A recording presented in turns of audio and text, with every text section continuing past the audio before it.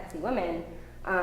So I'm wondering how all of you negotiate all the different voices that are oppressed and need to be heard, and in your attempts to use media positively for one oppressed group, how you weigh the costs and balances of how you represent other oppressed groups.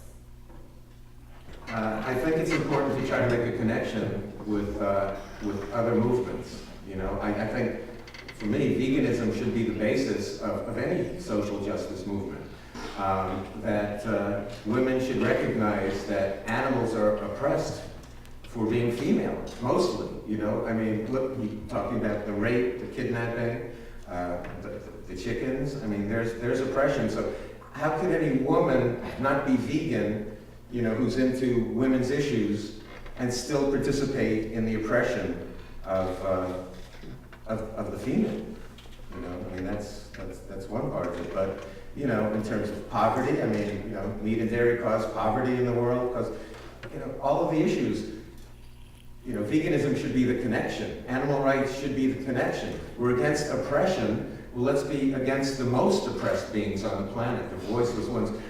I mean, they're so oppressed, they're eaten, they're worn, they're, you know, their lives are considered so cheap. So I like to try to make the connection. I'm on a liberal radio station that's for peace, you know. I like to point out Denis, you know, for peace, he's a vegan. Cindy Shea, for peace, she's a vegan. George Bush eats meat. Dick Cheney eats meat. Barack Obama eats meat. Yeah, but what about Hitler? Hitler was not a vegetarian. Yes, thank you. Hitler was not a vegetarian, and you know, everybody gropes for the one argument because there's no valid argument. You know what I mean?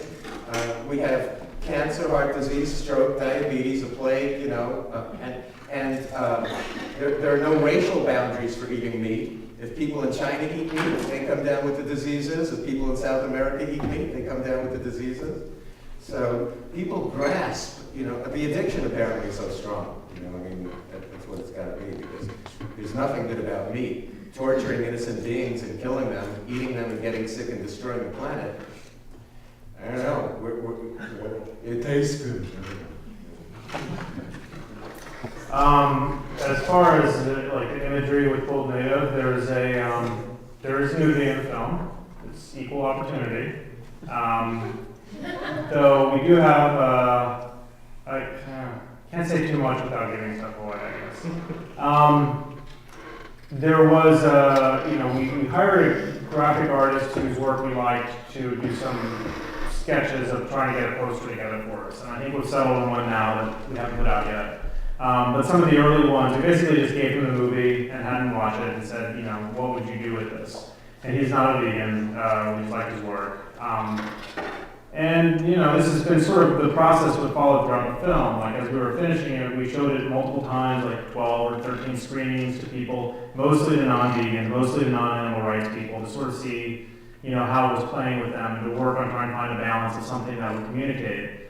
And so, you know, with him, we showed him stuff and said, send us what, you know, jumps out to you. And one of the images he sent played on some of the imagery from the film, which were two characters. One was Charlie, and he's wearing balaclava, and he's got a bolt cutter over his shoulder, and he looks powerful. And one of the other images was another character, and she's naked, as she is in the film. She has a cattle prod. And these are the two images in the poster. We decided not to use it as a poster, amongst other reasons, because it did, you know, create these sort of things and then shift the conversation towards whether or not it was sexist and et cetera, et cetera. It was an interesting poster. It definitely was based in the film and what was going on in the film. But there was the possibility that it would, you know, play otherwise. And, you know, we put all these images out on the web because we have a pretty open process policy. So we put, you know, the images that he created on the web for people to take if they wanted. And yeah, that image did upset some people. And so we entered into like a dialogue with people on blogs regarding that image and that it was based in the film and that wasn't an attempt to like specifically portray men as powerful and women as sex objects. And again, we decided not to use it for that reason.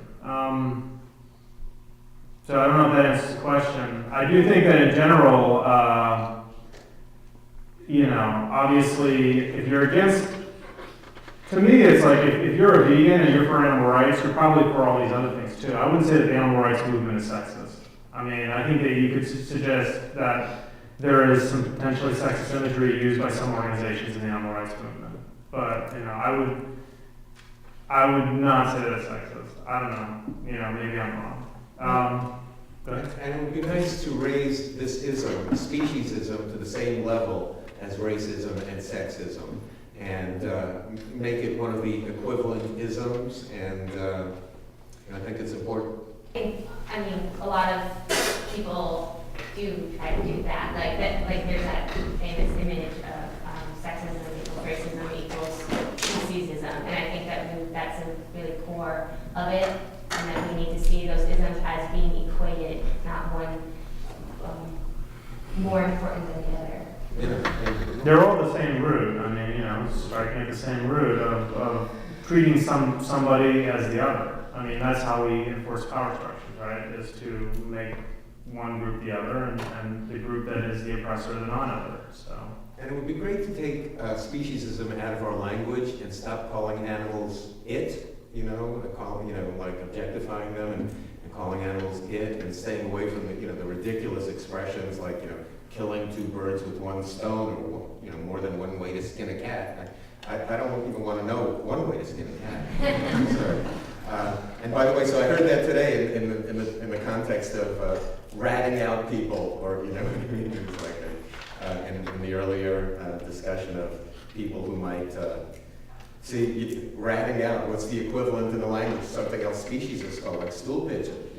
I mean, we're always, all of our lower human behavior, is always labeled with animals, when animals would never do the kinds of awful things that people do, like just really hunt for fun and have war. I think that kind of what I was getting at is what you're saying right now. We should erase language, it's specious. But what I keep encountering in the animal rights movement is, I can't tell you how many people use the word douchebag on a daily basis in the animal rights movement. And so I guess what my question for you all is, and you did answer my question quite a bit, is when you are producing things, when you are creating things with the idea that you're going to have an audience, and you want to make them consider this new issue, do you focus only on the animal issue, or are you conscientiously thinking about oppressions as being tied, and the type of language you use and the type of images you use? Or are you willing to sell out some people with a little more power than animals in order to get the animal message across? What we found in Gold Native, I think, is that it's an evolving question. Do you know what I mean? Like from the script process to, as people are reading the script, like you're constantly discovering things that get in the way of your message, or that not necessarily are offensive, but that could be construed as such that you didn't intend to be that way.